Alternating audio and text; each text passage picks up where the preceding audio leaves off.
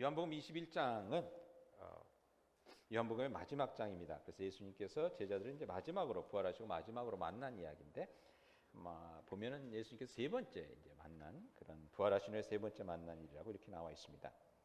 요한복음 21장은 이제 카톡 묵상을 통해서 제가 말씀드렸지만 고기를 잡으러 가는 제자들의 이야기로 나옵니다. 근데 이것이 베드로가 나는 고기 잡으러 가겠다 그러니까 이제 다른 사람들이 다른 제자들도 한 7명이 우르르 그럼 우리도 가겠다 이렇게 갔다 그랬는데, 이것이 여러분 조금 심각한 얘기입니다. 우리들이 뭐 고기 잡으러 갈 수 있고 낚시하러 갈 수 있고 얼마든지 갈 수 있지만 이 상황에서는 제자들이 그럴 수가 없는 그런 상황이었는데, 왜냐하면 예수님께서 제자들을 그 사람을 낚는 어부가 되라고 부르지 않으셨습니까? 소명을 주시고 사명을 주셨습니다. 그래서 힘들고 어려운 일들을 겪었지만 결국은 예수님께서 부활하셔서 저들을 다시 만나 주시고, 그런 가운데서 어떻게 보면 제자들은 미래를 향한 새로운 꿈과 소망을 가지고 그리고 다 새롭게 마음을 다짐하는 그러한 때였어야 합니다. 다시 말씀드리면 정신 차리고 어떻게 보면 철야 기도도 하고 새벽 기도도 하고 금식 기도도 하고 뭐 이래야 될 상황인데 고기 잡으러 가자 이렇게 된 겁니다. 어떻게 보면 이제 옛 모습으로 다시 돌아가는 그러한 모습이죠. 근데 사실 보니까 여러분 저희들도 그런 경우가 참 많이 있는 것 같아요. 제가 목회를 하다 보니까 많은 분들이 그렇게 잘 신앙생활 하시다가 갑자기 또 교회 안 나오는 경우도 있고 또 시험 드는 경우도 있고 또 어떨 때는 또 힘들다 보니까 모든 것을 잠시 내려놓고 싶은 그런 때도 있고 그런 경우들을 보게 됩니다. 그럴 때 저는 예수님이 아니니까 어떤 생각이 드냐면 그냥 한번 만나고 대판 한번 붙어봐 뭐 이런 생각이 들 때가 있어요. 아니 권사면 말이지, 아니 장로님들은 자꾸만 제일 상처를 안 받으실 것 같아서 제가 쓰는 건데 장로면 말이지, 그럼 어느 때는 전도사면 말이지 이런 생각이 드는데 이 정도는 해야 되지 않나? 이걸 갖고 지금 이래도 되는 거야? 뭐 이런 막 마음이 이렇게 들 때가 있어요. 그럴 때는 솔직하게 말씀드리면 그냥 달려가서 뭐 나이 뭐 고위 이런 걸 막론하고 그냥 뒤통수를 한다 그냥 팍 치면서 정신 좀 차려요. 정신 좀. 이러고 싶은 생각이 막 굴뚝같이 들 때가 있어요. 아직까지 한 번도 그러진 않았지만, 근데 혹시 제가 여러분들 자녀들의 뒤통수를 이렇게 때리면 저게 나한테 오는 걸 수도 있겠다. 근데 예수님은 근데 그러지 않으시고요. 오늘 말씀해 보니까 21장에 보면 이게 참 예수님이 대단하신 것 같아요. 한마디도 니네들 뭐 하느냐 뭐 이런 거 없이고 지금 뭐 하냐 이런 말씀 없이고 한마디 하시는데 뭐라고 하시냐면, 제가 그냥 이렇게 풀어서 말씀드리면 와서 밥이나 같이 먹자 이렇게 말씀하시는 거예요. 와서 밥이나 같이 먹자. 여러분이 밥 같이 먹자는 말처럼 이게 대단한 위력인 말이 없습니다. 제가 신학교 다닐 때 제일 힘든 날이 언제냐면, 힘든 때가 언제냐면 주일날 저녁입니다. 주일날 저녁 이제 사역을 다 마치고 이제 다른 일이 없어서 이제 학교로 내려오면요, 학교가 텅 비어 있어요. 전도사들이 다 이제 또 다 사역하러 나가서 또 저녁까지 뭐 일이 있고 해서 못 들어오는 사람들이 많기 때문에, 그럼 어느 때는 혼자서 밥을 먹어야 돼요. 그럼 그때처럼 외롭고 마음이 쓰리고 나는 내 존재가 그렇게 참 낮아 보이고 나를 불러주는 사람 아무도 없구나, 나는 밥 먹을 때도 아무도 없구나, 그래서 컵라면 하나 끓여 먹으면 그냥 눈물이 뚝뚝뚝 떨어지고 막 그러는데, 요즘 한국에서는 혼자서 밥을 먹는 그런 일들이 많이 있다고 하더라고요. 이제 안 좋은 현상이겠죠. 같이 밥을 먹을 수 있다는 거, 이게 여러분 참 이게 중요한 일입니다. 여러분들 중에 아시는 분이 계실지 모르겠지만 지금은 은퇴하셔서 한국에 가 계신데 박이선 목사님이라고 남북교회 목회하던 분이 계셨어요. 진짜 제가 존경하는 그런 어른이신데, 그분이 시카고에 계실 때 뭘 하셨냐면 밥 사는 일을 그렇게 잘하셨어요. 우리 박이선 목사님이 뭘 잘하시냐면 축복 기도를 잘하세요. 그래서 교인들을 이제 가면 남북교회 이제 부자들이 좀 많았거든요. 지금은 어떤지 모르겠지만 가서 이제 축복 기도 이렇게 해주세요. 그러면 뭐 목사님 교통비 쓰세요, 뭐 이렇게 뭐 착사세 이런 드리는 게 있지 않습니까? 그러면 그걸 다 모았다가 갖고 북쪽으로 올라오셔서 목사들 모여라 그런 다음에 이제 해운대 갈비 가서 갈비를 딱 사세요.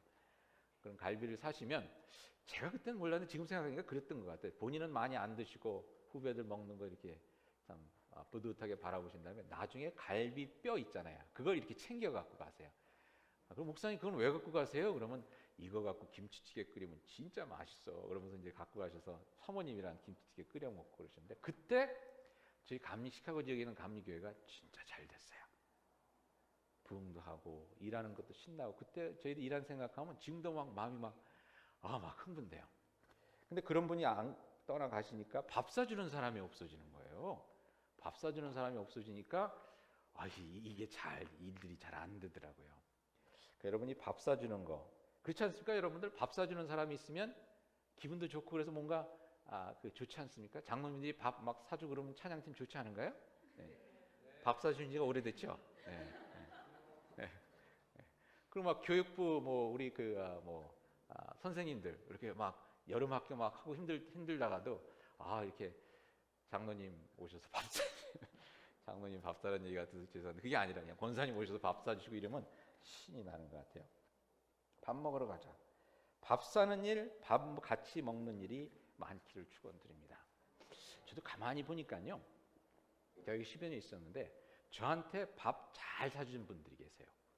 그분들 잘 돼요.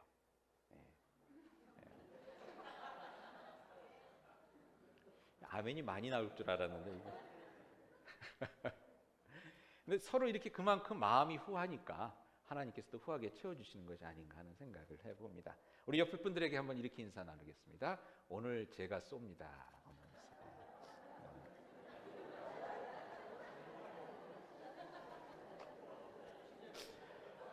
여러분 설교 때 제가 이렇게 얘기하라고 그래서 얘기하는 거는 아무 책임을 안 지셔도 돼요. 나중에 목사님이 하라고 그래서 한 건데 이렇게 하는 거 하면 되니까 그냥 마음껏 이때 인심을 쓰세요. 그냥. 네. 다시 한번 크게 오늘 제가 쏩니다라고 한번 얘기해 주세요. 네.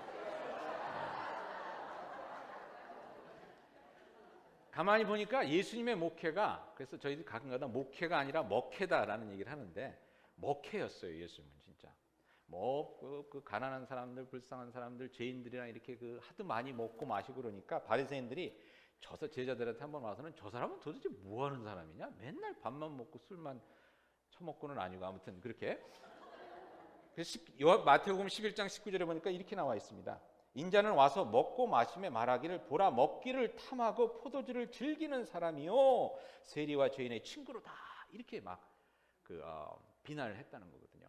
예수님께서 오죽 먹는 걸 좋아하셨으면 한 번은 5천 명이 모였는데 먹을 게 없으니까 보리떡 5개와 물고기 2마리로 그냥 먹을 걸 부풀려 갖고서는 큰 잔치를 벌리지 않으셨습니까? 그리고 예수님께서 돌아가시기 전에 이게 참 재미있는 사실 같아요. 십자가에 달리기 전에 예수님께서 제자들과 뭘 하셨는지 아십니까? 밥 먹었습니다. 네. 그러고 나서 기도하셨지만 기도하시기 전에 밥을 같이 드셨습니다. 금식기도 해야 될 그런 때 우리 같으면 금식기도 하지 않겠습니까? 그리고 예수님께서 부활하신 다음에 제자들과 뭘 하셨습니까? 성경에 보니까 예배 드렸다는 얘기는 안 나오고 밥 먹은 얘기만 나와요. 사람들 밥 먹는 데 가서 뭐 먹을 거 없냐 그러시고 또 오늘도 보니까 아침을 준비해 놓으시고 우리 같이 밥이나 먹자. 이 밥을 먹는 게 여러분 참 은혜인 것 같아요. 그러면서 드는 생각이 뭐냐면 제가 나이가 들면서 드는 생각이 밥을 먹어주는 것도 은혜다라는 생각이 듭니다. 저번에도 한번 말씀을 드렸지만 제가 이 교회 처음 왔을 때 토요일마다 저를 초청해 주시는데 애들 돌잔치라 그러고 기냥 모였다 그러고 속회라 그러고 그러는데 저는 그때 이 교회 분들은 도대체 목사를 제대로 아시나? 토요일 저녁에 얼마나 바쁜데 애들 100일이고 돌이라고 왜 불러요? 이 말씀이 중요한데 그런 생각을 했었어요. 근데 시간이 지나면서 보니까 주는 대로 먹는 게 은혜더라고요. 네, 주는 대로 먹는 게. 어느 교회 한번 문제가 됐었는데 왜 문제가 됐냐 그랬더니 목사님이 오셔서 대신방을 하면서 신방을 가셨는데 매운탕을 끓여냈대요. 그랬더니 이 목사님 저 생선 못 먹는데? 근데 그거에 상처를 받아갖고 매운탕 끓여냈던 분이 그냥 목사를 반대해갖고 힘들어져서 저는 잘 먹습니다. 아무거나. 지난 목요일 날 성경 공부를 하는데 우리 정현수 장로님께서 요즘 저희 사순절 주제가 뭡니까? 그물을 오른쪽에 던지자. 뭔가 새로운 일을 해보자. 그러니까 목요일 성경 공부에 스낵을 해오시는데 그물을 오른쪽에 던지셔서 그 치킨 샐러드를 샐러리에다 이렇게 담아 갖고 오셨어요. 그 샐러리 이파리에다가 치킨 샐러드를 올리고 그걸 이제 아삭아삭 먹는 건데 제가 제일 싫어하는 게 샐러리입니다. 저는 샐러리를 왜 먹는지 이해를 못 하겠어요. 맛도 없는 거. 근데 제가 먹었겠습니까? 안 먹겠습니까? 먹었죠. 네, 맛있게 먹었습니다. 아멘. 근데 먹어드리는 게 은혜인 것 같아요. 그렇지 않습니까, 여러분? 어느 때는 부모님이 차려주는 음식 먹어드리는 게 은혜고, 우리 같은 교우들이 대접해 주는 음식 먹어주는 게 은혜고, 그다음에 우리 목장에서 이렇게 점심 준비해 주는 거 맛있게 먹어주는 게 은혜입니다. 거기에 괜히 맛없다고 뭐 고기가 더 들어가야 된다느니 뭐 소금 갖고 오라는 이러지 마시고, 제가 보니까 거기 계속 소금 치라고 뭐 소금 갖고 오라시는 분이 계신데 일주일에 한 끼 그냥 맛있게 드세요. 그렇죠? 먹어주는 게 은혜입니다. 인사 나누겠습니다. 먹어주는 게 은혜입니다. 오늘 보니까 성만찬도요. 오늘 성만찬을 하는데 성만찬도 먹어드리는 거예요. 하나님께서 테이블을 차려놓으셨거든요. 하나님께서 차려놓으신 테이블이니까, 음식이니까 저희가 어떻게 해야 되겠습니까? 그냥 먹는 게 은혜입니다. 물론 고린도서에 보면 성만찬을 할 때 자기 자신을 돌아보라고 그랬습니다. 그래서 좋지 않은 생각을 가지고 성만찬에 참여할 때 그것이 우리의 죄가 된다고 그랬는데요. 그러니까 저희 자신을 잘 살펴봐야 되겠죠. 하지만 하나님께서 차려놓으셨으니까 일단은 먹고 봐야 되지 않겠습니까?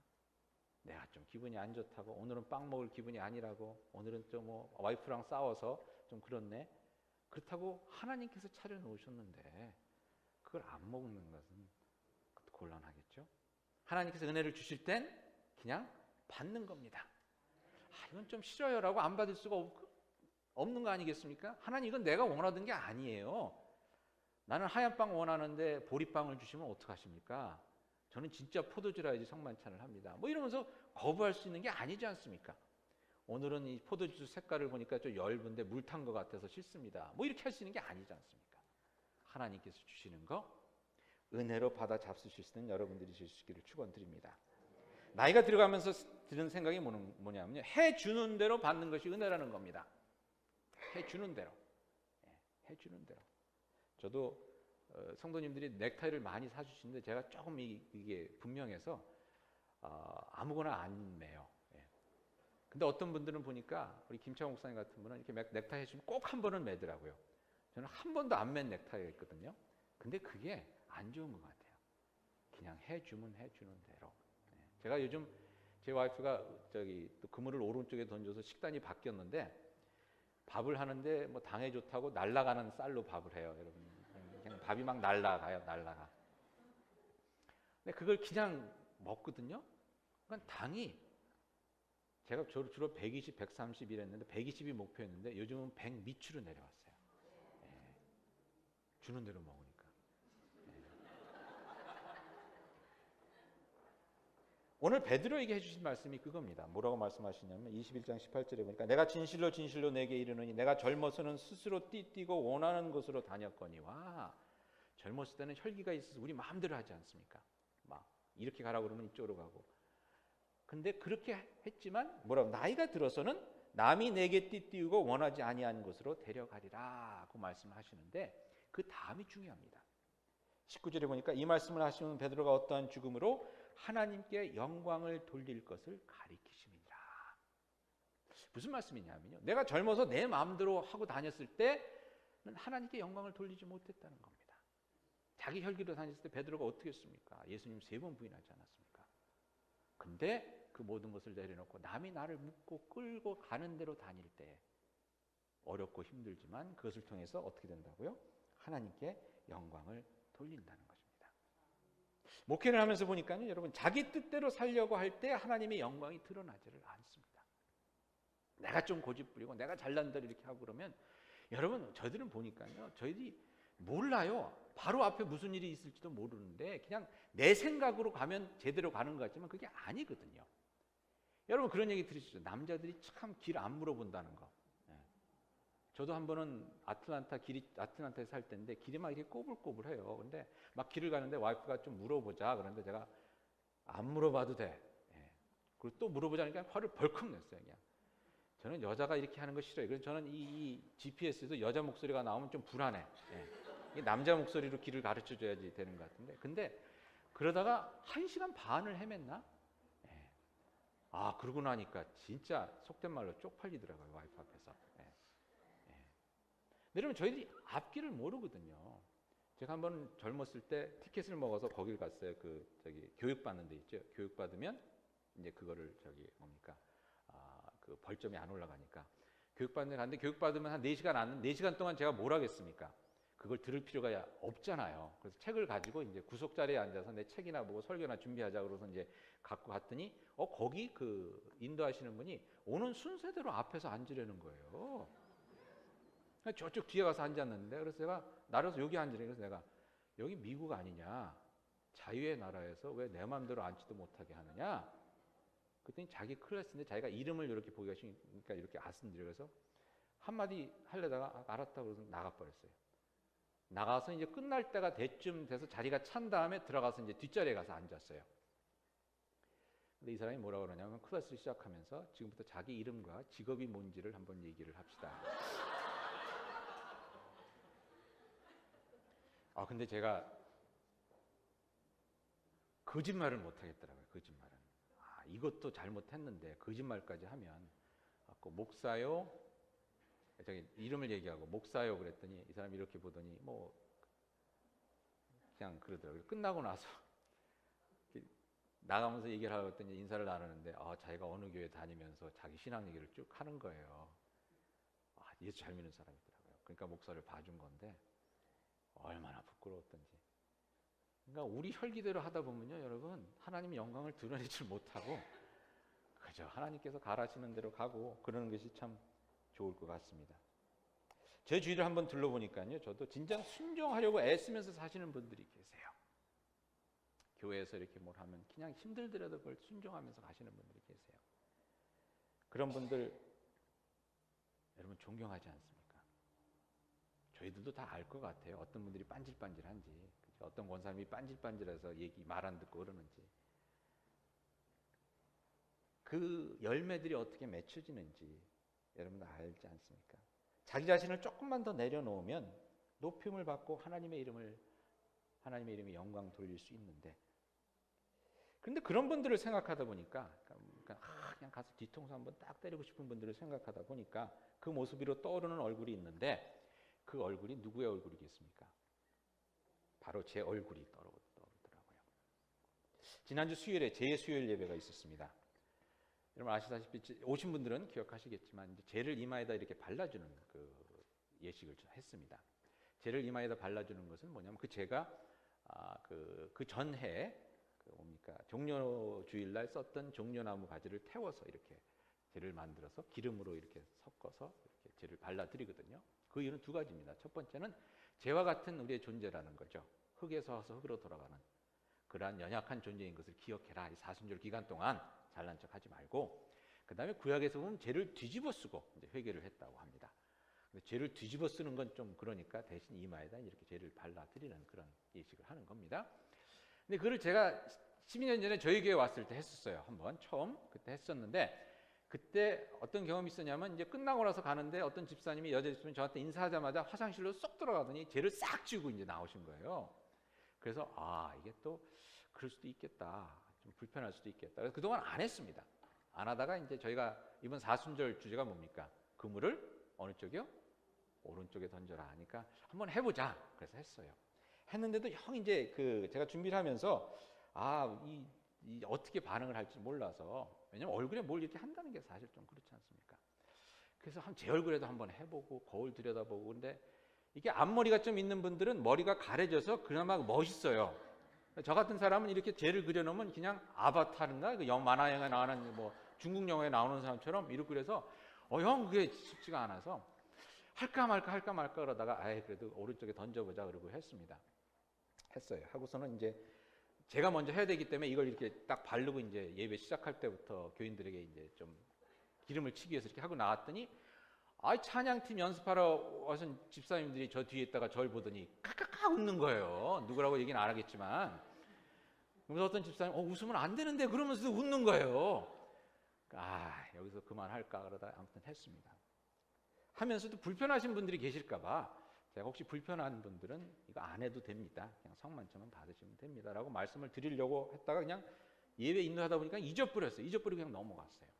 그래서 이제 거의 다 받으시고 이제 이랬는데, 아무튼 잘 끝났어요. 잘 끝난 걸로 생각을 하고 은혜 받고 이제 돌아갔습니다. 집에 돌아가서 인터넷을 보는데 페이스북을 보는데 우리 이현신 목사 있죠. 저희 교회 출신 이현신 목사님이 이제 자기 교회에서 그걸 한 거예요. 미국 목사님도 이걸 많이 합니다.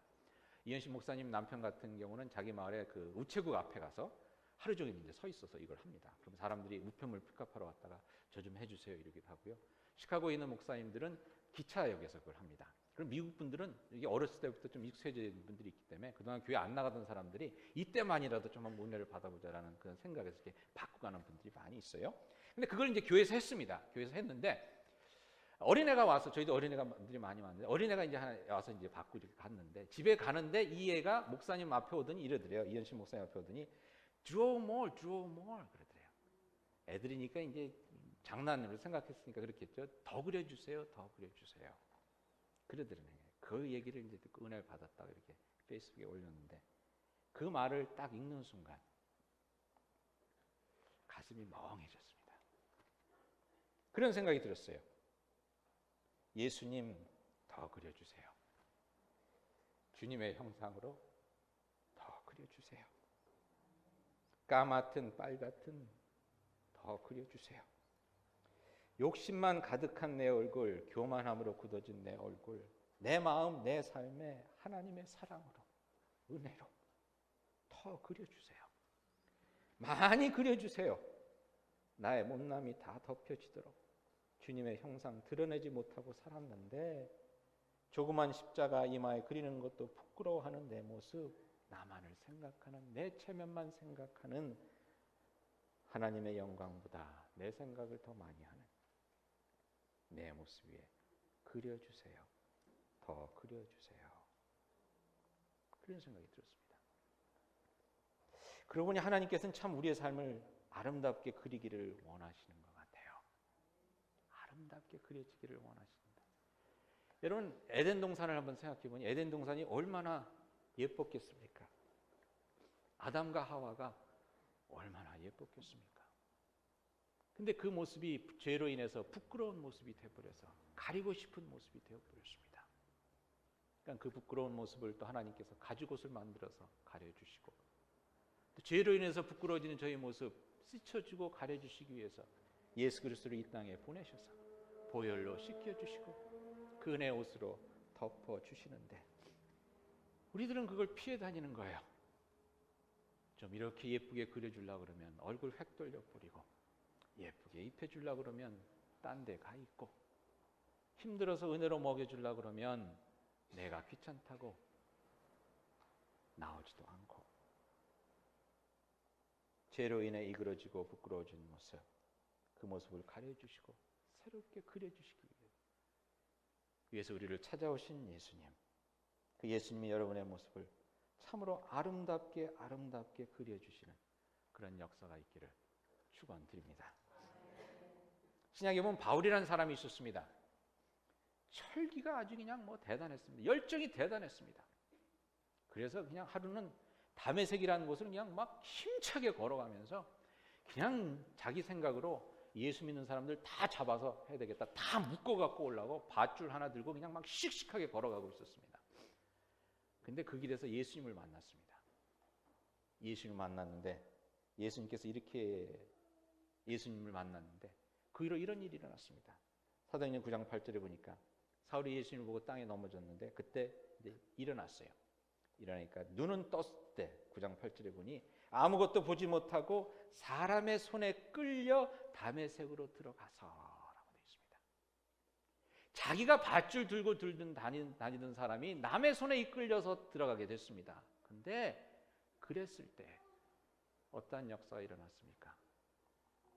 사도 바울, 그리스도의 복음을 세상 끝까지 전하는 그 놀라운 일을 감당하고 하나님의 이름을 영화롭게 하는 사도 중에 사도가 되질 않았습니까? 그가 나중에 선교여행을 끝나고 예루살렘으로 돌아갈 때 가이사라라는 곳에 잠깐 들르게 됐습니다.